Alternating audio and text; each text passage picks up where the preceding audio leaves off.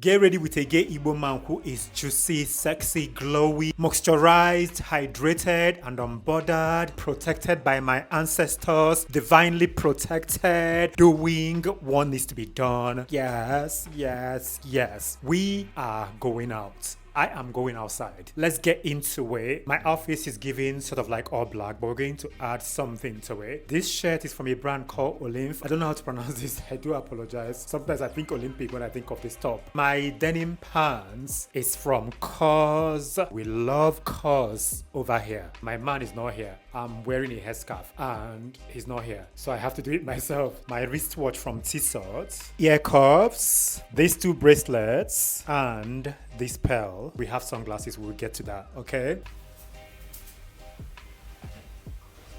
This waistcoat from Zara is an oldie linen material. Let's get into the scarf. We're going to do some wahala. My dear, I don't want to struggle if I don't have to struggle, but it's going to be a struggle to tie this the way I want. I can tie a scarf, don't get me wrong, but I just want my life easier. So is this scarf from Cause?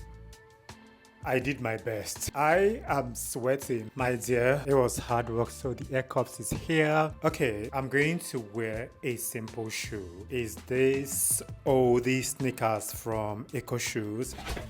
Spice Bomb by Victor and Rolf. And this lemon perfume from Laboratorio Lido.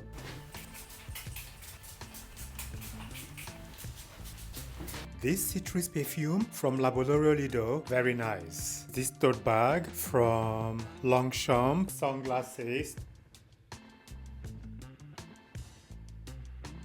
Thank you so much for getting ready with me. If you have watched up until here, let us know what you think in the comment section. Like and share. Listen to Igbo Queer and Unfiltered. Have a wonderful time. I will see you in the next one.